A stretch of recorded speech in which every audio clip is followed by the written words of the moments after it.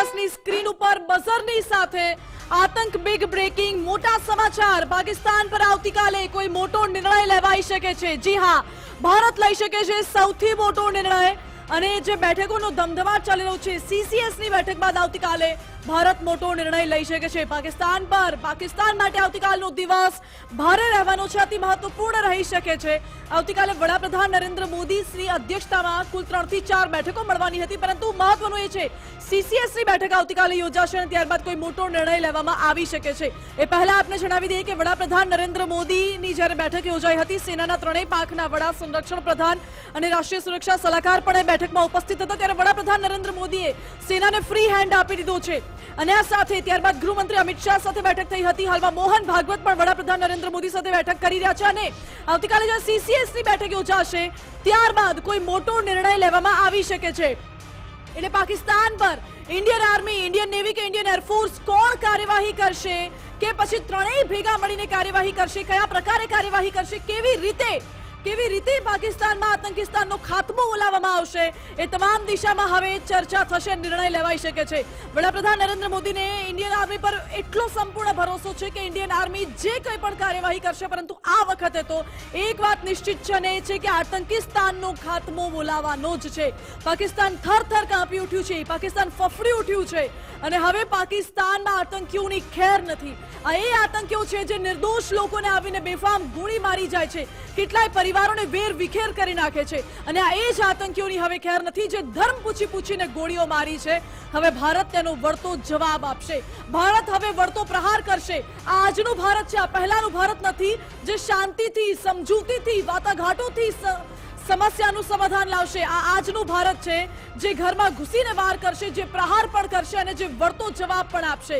એટલે ભારત હવે કડક કાર્યવાહી કરવાનું છે। સીસીએસની બેઠક બાદ આવતીકાલે ભારત કોઈ મોટો નિર્ણય લઈ શકે છે અને પાકિસ્તાનમાં આતંકીઓની હવે ખેર નથી, કારણ કે હવે ભારત મોટી કાર્યવાહી કરવા જઈ રહ્યું છે। સેનાના ત્રણેય પાંખના વડાને છૂટ મળી ગઈ છે, એટલે હવે કયા સમય, કયા સ્થળે, કેવી રીતે કાર્યવાહી કરવામાં આવી શકે છે એ જ સૌથી મોટો તપાસનો વિષય છે। જો કે સીસીએસની બેઠક બાદ મોટો નિર્ણય આવતીકાલે લેવામાં આવી શકે છે। મારી સાથે વધુ વિગતો સાથે જોડાઈ ગયા છે સહયોગી વિકાસ। જી વિકાસ, મોટો નિર્ણય લેવા જઈ રહ્યું છે ને સંકેત આજે આપણને દિવસમાં 2 વાર જોવા મળ્યા। ફરી એકવાર કહી દઉં, પ્રધાનમંત્રી મોદી આજે કહ્યું હતું આપણી જોડે સમય ઓછો છે, સમય મર્યાદિત છે અને એમ પણ કહ્યું કે લક્ષ્યાંક પણ મોટો છે। હવે લક્ષ્યાંક કેટલો મોટો છે, કયો લક્ષ્યાંક છે એ નક્કી કરવાનું છોડ્યું છે પ્રધાનમંત્રી મોદીએ। આપણી ત્રણેય સેના પર કહ્યું છે, નેવી હોય, એરફોર્સ હોય, આપણી સેના હોય, તમે નક્કી કરો, તમે ટાર્ગેટ નક્કી કરો, તમે તારીખ નક્કી કરો, કહી દીધું છે। દેશમાં ગર્વનો ક્ષણ બી છે અને દેશમાં જે સાચું જે દેશ હોય એ દેશમાં એના વડાપ્રધાન આપણી સેના ઉપર સંપૂર્ણ ભરોસો કરે છે ને એનું આ પ્રતિબિંબ અહીંયા જોવા મળે છે કે પ્રધાનમંત્રી એક લાઈનમાં કહી દીધું કે આર્મી, નેવી, એરફોર્સ ત્રણે ભેગી થઈને નક્કી કરે કે કયા સમય ઉપર, કઈ જગ્યા ઉપર, કેવી રીતે તમારે આક્રમણ કરવું છે, તમને ખુલ્લી છૂટ છે। બસ લક્ષ્ય એ છે કે આતંકનો ખાત્મો થવો જોઈએ, જડમૂળથી આતંક ખતમ થવું જોઈએ અને આવો એક લાઈનમાં કોઈ પ્રધાનમંત્રી કીધું ઇતિહાસમાં પહેલી ઘટના છે જ્યારે એક પ્રધાનમંત્રીએ ખુલ્લી છૂટ આપી દીધી છે ત્રણેય સેનાઓના વડાઓને કે તમે કરી લો તમારે જે કરવું હોય। બીજી ખાસ વાત, તાત્કાલિક આ મીટિંગ ખતમ થાય છે, 2.5 કલાક આ મીટિંગ ચાલે છે, એને બાદ બીજી મીટિંગ શરૂ થઈ જાય છે ને ત્યાં જ કેન્દ્રીય ગૃહમંત્રી અમિતભાઈ શાહ પહોંચી જાય છે, કારણ કે આંતરિક સુરક્ષાની જવાબદારી એમને પાસે છે।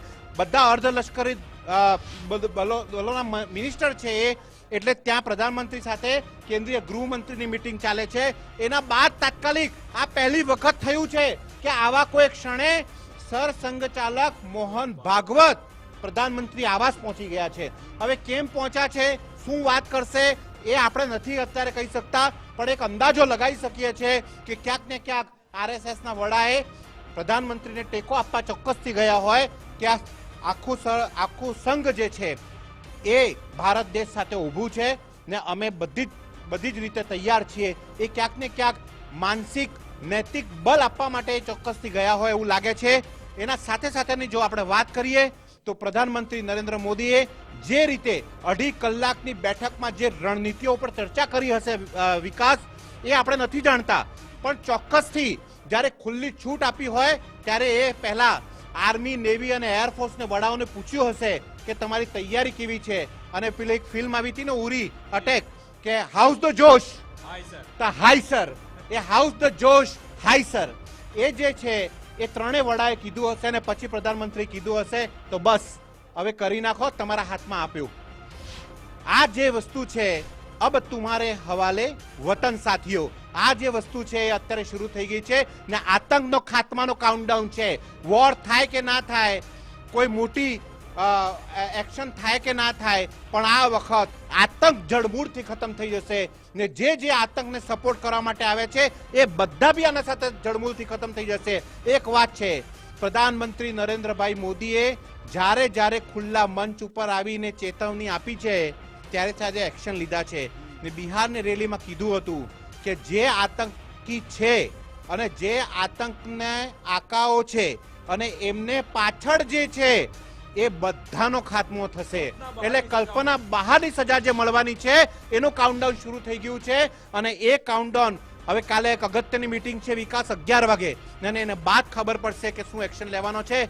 પણ એ અમારે જાણવું બી નથી અત્યારે કે શું એક્શન લેવાશે, કારણ કે એક્શન લેવા પહેલા એક્શન ખબર પડે એનો કોઈ મહત્વ નથી ની મજા નથી. મજા તો એ વાતની છે જ્યારે આપણને એ સમાચાર મળશે કે આતંકનો ખાત્મો શરૂ થઈ ગયો છે અને દરેક જગ્યા ઉપર આતંકના ઠિકાનાઓ ભસ્મીભૂત થઈ રહ્યા છે અને પાકિસ્તાન થરથર કાપી રહ્યું છે ને અત્યારે જ કાપી રહ્યું છે. આપણે જોયું કે ત્યાંના એના સિપાહીઓ રાજીનામું આપીને જઈ રહ્યા છે. એમના સિપાહીઓ કહી રહ્યા છે કે ભાઈ અમારે ભારત સાથે નથી લડવું, આ તમે ખોટી જીત છોડી દો. ત્યાંના લોકો કહી રહ્યા છે કે હવે પાણીના તરસ્યા મરીશું અને હવે તો તમે વોર કરવા જાઓ છો, એ બી ભારત સામે. સૌથી અગત્યની વાત એ છે કે ભારત સામે લડતા નથી ડરતા, એ જાણે છે કે એ અસત્ય છે, એ જાણે છે કે એ ખોટું કરે છે, એ જાણે છે કે આ વખત ભારત અમને છોડવાનું નથી. કારણ કે હવે ભીખ માંગવા કોના પાસે જશો?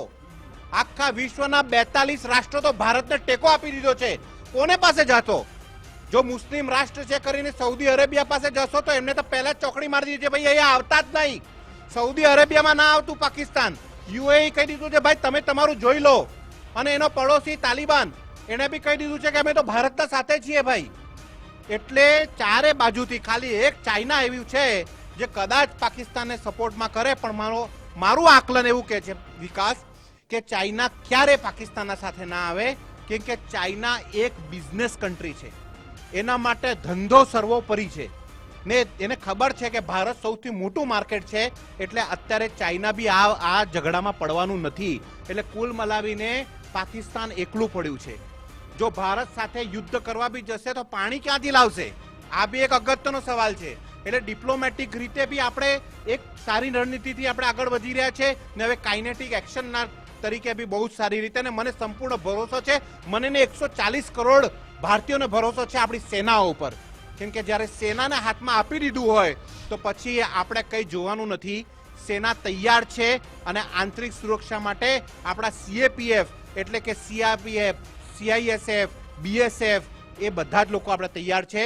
ગુજરાતની સાથે સાથે જે દરિયાઈ વિસ્તાર છે કે જે બોર્ડર વિસ્તાર છે એ સ્ટેટની જે પોલીસ છે એ બી આંતરિક સુરક્ષા માટે તૈયાર હશે કે જ્યારે નેશન કોલિંગ થાય ને ત્યારે દેશનું નાનામાં નાના બાળકના હાથ બી મજબૂત થઈ જતા હોય છે, એ બી તૈયાર હોય છે લડવા માટે. અને હું ગારંટી આપું છું તમને, અત્યારે મોહન ભાગવત જે પીએમને મળવા ગયા છે એ બી એ જ કહેવા ગયા છે કે ભારતીય સ્વયંસેવક સંઘની આખી ફોજ ભારતના સાથે છે. એટલે ક્યાંક ને ક્યાંક બધા લોકો જ્યારે ટેકો આપી રહ્યા છે, અત્યારે કામ આપણું મોરલ બુસ્ટિંગનું છે, અત્યારે કામ આપણે સારામાં સારી વાત કરવાનું છે, આપણા જવાનોના માટે આપણે શું કરી શકીએ એ જોવાનું છે.